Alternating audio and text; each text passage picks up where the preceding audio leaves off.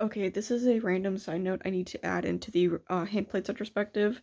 I'm just gonna add it into season 4 part 'cause that's what I'm gonna be filming here real soon. Anyway, I just got the craziest TikTok comment, and it's about the the animal in the crate scene back in the lab arc. And I think it's like season 2. I think it could be season 1. I can't remember. Um, but back when Gaster was trying to get Papyrus to like a creature in or like an animal in the crate, and how there's not actually an animal in there, because Zarla confirmed that there wasn't anything in the crate. Thinking about the implications of the part that Starbutt Dubs added. Remember how I talked about that? There's this whole scene that Starbutt Dubs added where it's like Gaster going to buy this creature, and then he like beats it up or whatever, and like kills it. I mean, Zarla confirmed recently that there was nothing in the carrier, but at the time they just assumed that. A person named Dayminder just commented on a video I made about that topic, about Zarla confirming that, and they said because Gaster recorded the sounds of the animal or creature, and then just like he recorded it on like a recording box and then put that in the crate. That's a good theory, and I like that. I love people like you that comment on my stuff.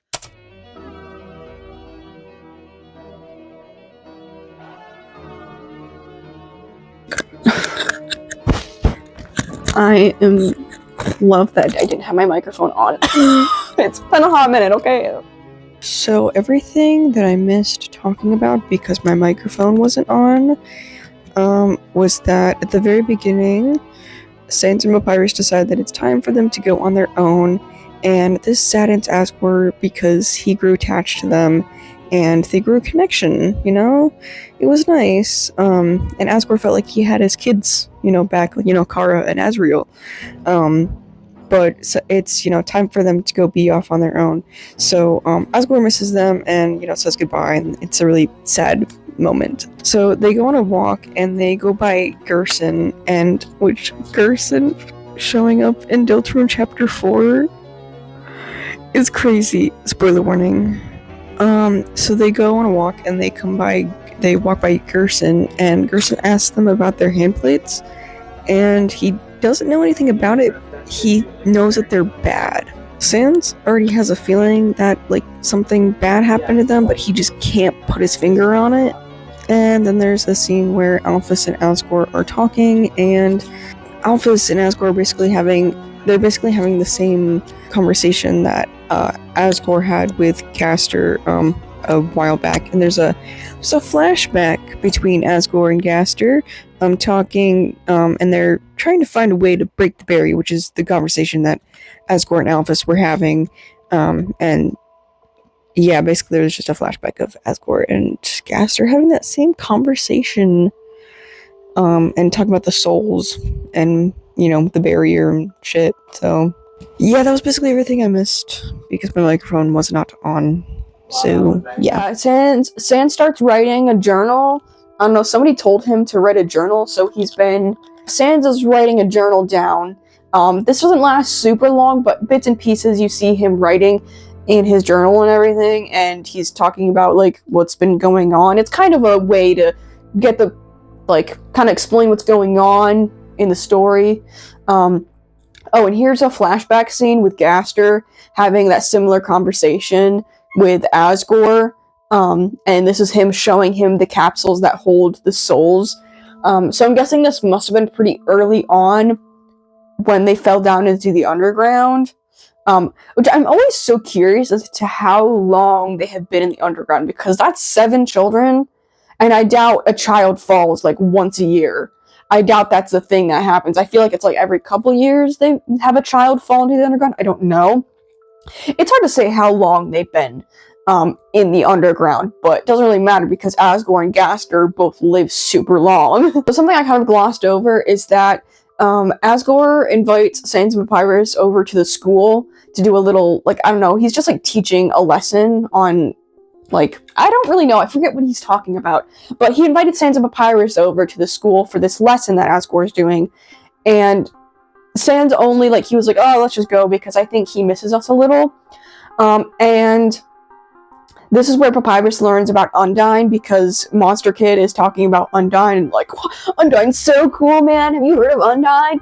And Papyrus is like, no, I haven't. Who's Undyne? And then Papyrus becomes obsessed with Undyne. But this leads to an argument. This is Sans and Papyrus's first argument since the whole amnesia thing and since the lab arc. Basically, as they're talking, Papyrus is going on about this Undyne person they have to meet.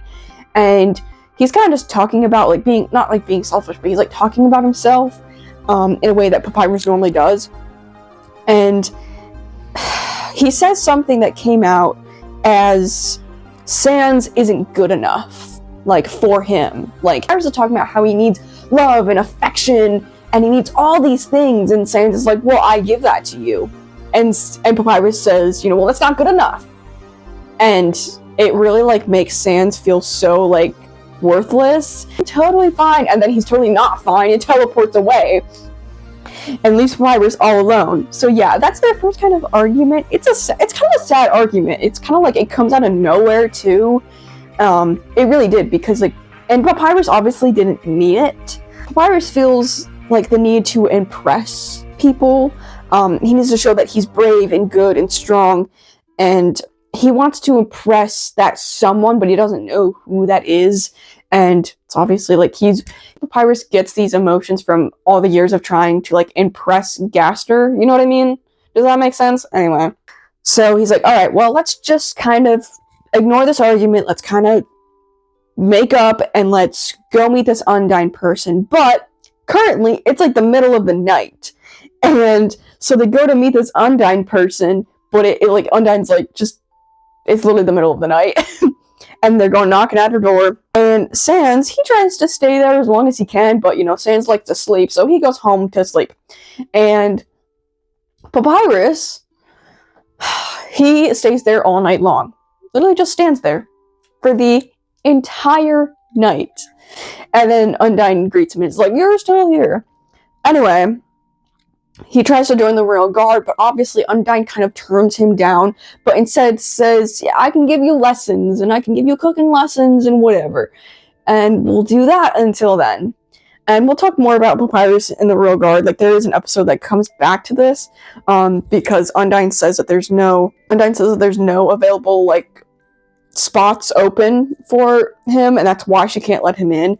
And obviously she's like, yeah, this kid wants to be in the royal guard where we look children. Yeah, right.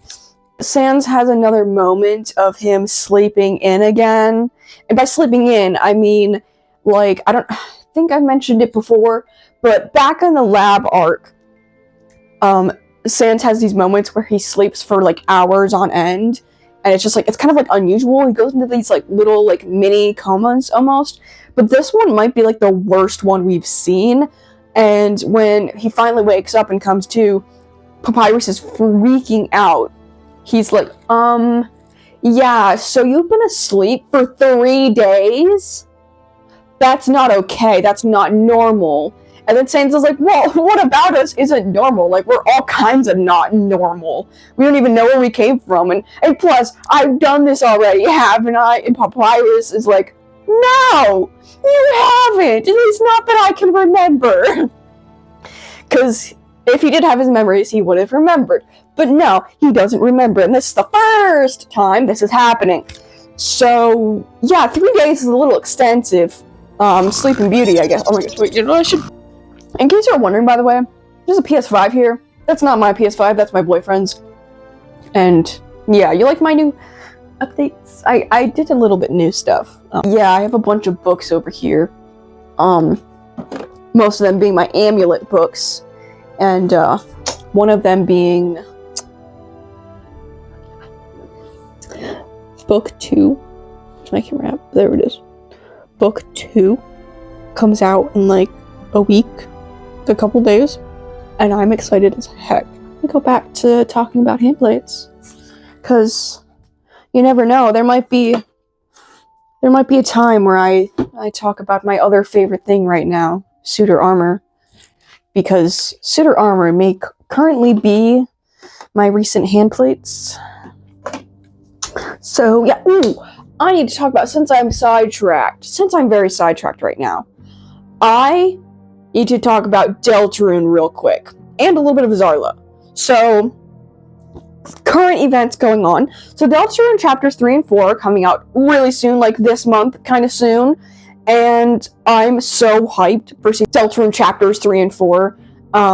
Now, Toby Fox has made a whole newsletter, and there's tons of lore in the newsletter that we're not going to talk about right now, but there's a ton of lore. There was a new Deltarune newsletter for the chapters 3 and 4 that are coming out so soon. And Toby Fox has mentioned that obviously it's going to be releasing with the release of the new Nintendo Switch 2, which we're not going to get into the issues with the money and everything when it comes to the Switch 2. Oh, right. So this moment, let's get back into talking about Handplates. This moment here, Sans is talking to Undyne, basically, and is like saying, like, hey, you better not be messing with my brother. Like, he honestly just, this whole scene is just him checking out Undyne to make sure that she's not, like, pushing him around and whatever, and she really calls him out for that. Like, she's really like, oh, you tried to sneak up on me? I'm the head of the royal guard. Try sneaking up on me. Like, yeah, it's really neat. Love this scene. And let's see. So, okay, then let's go back to Alphys meets Sans for the first time. So, when Sans does meet Alphys for the first time, they're both in the dump area that's in Waterfall. Sans was looking for like a cell phone. They're just looking for things that they could use while they're out on their own. And of course, Alphys knows where you can get a cell phone. We'll talk more about Alphys later with her seeing certain things. This will be something that comes up like way later on, I believe. Not like super later on. Like, I think there's a moment that happens sometime in season 5. Gosh, we are just zooming through season 4. This is not gonna be a fun part to talk about. Okay. Okay. This is not a fun part to talk about. This is the kind of bad parts, aside from the argument that Sans and Papyrus had. The inevitability that Papyrus... Oh my gosh, there's another... You probably can't see that. That is like a whole minute's worth of... Excuse me, that is a minute's worth of ads that I have to watch. About this ad. Block ad. Confirm. Oh my gosh. Another random thing I forgot to mention too is we see a little bit more of these nightmares. I think we saw the first like nightmare in season 3. Well, we would have had to have. And we see Asgore's nightmare that he has. Like, it's a weird, like, I point out these nightmares because they're pretty important. They're like these weird like Gaster related nightmares, and we see Toriel for like the first and like almost only time in Handplates. Like, Toriel shows up like very, very few times in Handplates, and this is one of them where it's just like a really random moment that doesn't really fit anywhere, but like Toriel has one of these nightmares about Gaster. How did I not point this out? This is a loop. We've talked about loops before, right? Right. This is what I call the Sans being happy loop. I don't know what else to call it. But where'd the remote go? Looking at their house. And yeah, we get this little loop moment where I call it the Sans being happy moment. You can't really see that. Yeah, that's the moment. That's the moment. Anyway, this happens later, like this happens like way early on. Let's get back to the part that I did not want to talk about. I don't want to talk about this, but it has to happen. So, right before we meet a certain someone, the inevitability that Papyrus meets a certain someone, but there's this moment where Sans and Papyrus have more of these visions, but kind of more like they're through dreams, and they're kind of like, they don't know how to describe them. They call them like not memories, because they're just like visions, but they don't know what they're from, and they can't really remember them clearly. What's happening here is a bunch of resets. Who in Undertale, aside from the human child, can reset? That's right, Flowey. So basically, Flowey is toying with this world a lot, and he is toying with Sands of Pirates. I wouldn't even say toying, because let me pause this. I get this moment where, like, we kind of see what's happening in these not memories, but like we see like what's the word I'm looking for? Like silhouettes. That's the word. We see. Oh, there's Flowey. We see silhouettes of Sands of Papyrus and Flowey, where he is literally like narrator them. I shouldn't say that. He is like over and over and over again. And the way he tortures them is just insane. And then he reset every time. And I forget why Flowey like canonically does this, but it's just like, oh, that is just messed up. Not long after this happens though, Flowey meets Papyrus. Not memory scenes. We see this moment, it's not right here, it's somewhere around here, but there's a moment where Sans, I never like really thought about this until I like looked at this panel. There's a panel where Sans is warming up a burger on a frying pan, like a full-on burger on a frying pan. That's just really funny to me. That sounds like something Sans would do. So now that Flowey meets Papyrus, obviously he gaslights him a lot. He's not a very good friend. I guess you could say Flowey's not a good life coach. I don't know whatever happened to that comic, but the art style, phenomenal, and also just the whole comic was really good. Playing Deltarune. What do I say?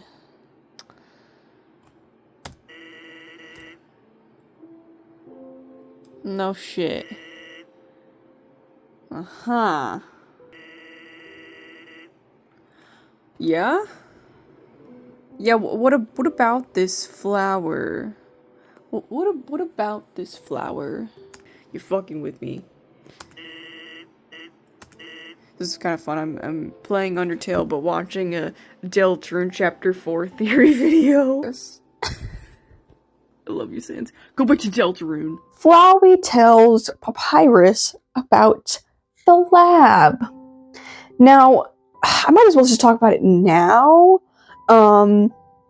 But this is where I kind of end my notes for season 4.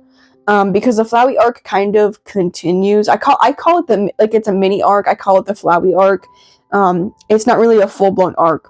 So yeah, the Flowey arc continues into like season 5. But season 4 ends around this Flowey stuff. But Flowey shows them the lab, and they go to the lab in Hotlands, and they figure out that they have to open the door with their hands, and they both have to hold each other's hands to get the door to even open. They never really tell Sans about his relationship with Flowey, even though Sans kind of knows a little bit about it. But he's like, Flowey told me I had to go to this place. So you remember way back when I was talking about Gaster's backstory and how he starts doing the whole creating Sands of Papyrus thing, and he was like reading books on homunculi. This is where we get this information.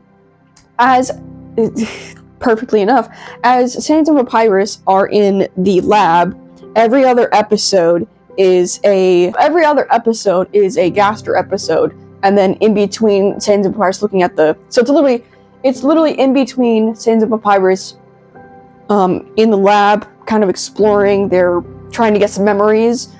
Do you see what they're wearing? Because that is very important. Because we've seen Sands of Papyrus wear these outfits before. The second I saw Sands of Papyrus wearing these outfits, I was like, oh. And then the second they were going to the lab, I was like, oh, I know what's coming. I have it all figured out. What happened is I put a bunch of stuff in season 5, even though it was in season 4. I don't know why I put it in with season 5 notes, but I know we're not going to talk about season 5 today. I'm just going to talk about season 4. But I forgot to mention all this lab crap in my... I have it written down. I just put it in season 5 for some stupid reason. They come across a little goopy thing that kind of reminds me of Goops. Little tiny Goops monster shows up and hands a drawing, like the drawing, put the picture here, the drawing, hands it to Sans. As they're looking through, they're not seeing anything, even though Sans sees something. Because they're walking around, and Sans and Papyrus literally walk in front of their cell that they grew up in, that they were living in. They're literally standing right in front of it. And Sans has the vision for like a millisecond. Like, he has this vision, but still, like, he can't really understand it. Oh, yeah, they also come across the chair room. That's also very important. They come across a lot of rooms that they have been in before. Lots of times, I'm sure. But they come across the chair room, and he's like, I feel weird about this room. We should probably leave. I also wondered what this Goops thing is. Like, is it actually Goops? Like, from way back? Or is it like part of an amalgamate or something?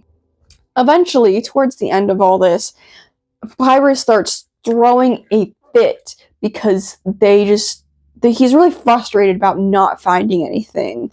Like, I don't know, they're just learning so much about their past, but they're not learning anything at all. Like, even though they're there, it's still not clicking in their memories quite yet. Starts throwing boxes around, starts kicking chairs, knocks over a table. He does all this crap, and it's throwing all this crap away because, like, they're coming across these boxes, but they're all completely empty.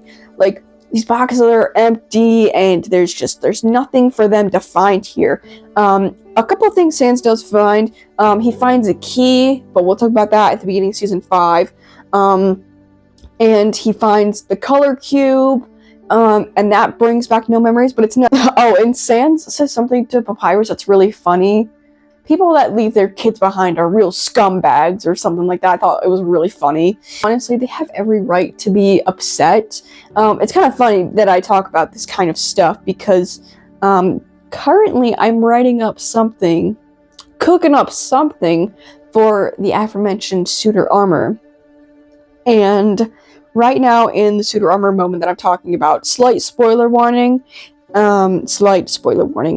but Lucia is trying to learn about her past right now, because she kind of, not really the same exact thing that happened to the Pirates, obviously, but, she has a little bit of, like, amnesia from her childhood. Like, she doesn't really remember too much of, like, before she was found by the king and brought in to the castle. And she has her friend Quinn help her tell her everything, and then she really remembers. And so the same thing is kind of happening where, like, even though Quinn tells her everything, Lucia is still, like, really frustrated, and she still wants answers. Like, she wants to know why, like, she ended up the way she did, kind of thing. And yeah, Saint the Papyrus do the same thing, where they're like, why are we like this? Why did we end up this way? I don't know. Yeah, they have a really good conversation about, like, not having these memories. They have a really great conversation about this. Just about the fact that, like, you know, there's nothing we can really do about it. There's nothing we can do about getting our memories back. At least we tried. You know, we tried to do this and it didn't work. It sucks, but we kind of just have to continue living life. They do come across a giant computer thing, and eventually Sans figures out how to get that working, but that's a season 5 topic for another day. So, yeah, this is pretty much where it ends. I'm gonna end that here, because that's all I have to talk about. But, yeah. We don't really need to talk about Gaster's backstory. I've kind of already talked about it. We've talked enough about Gaster. Bro isn't even around right now. Also, I'd like to point out that season 5, at some point is where Callisto leaves off. I'll mention this again later, but yeah, season 5 is where Callisto ends up leaving. So, anyway, I don't know why you just spun around. Anyway, why is this being weird? That's season 4 for you. Short, but sweet. We'll talk about season 5 another day. And hopefully, I will definitely get through this. Before I'm out of college. Because that's the plan. I'm going to end this video here. Editing it is going to be interesting. So, see you in the next part.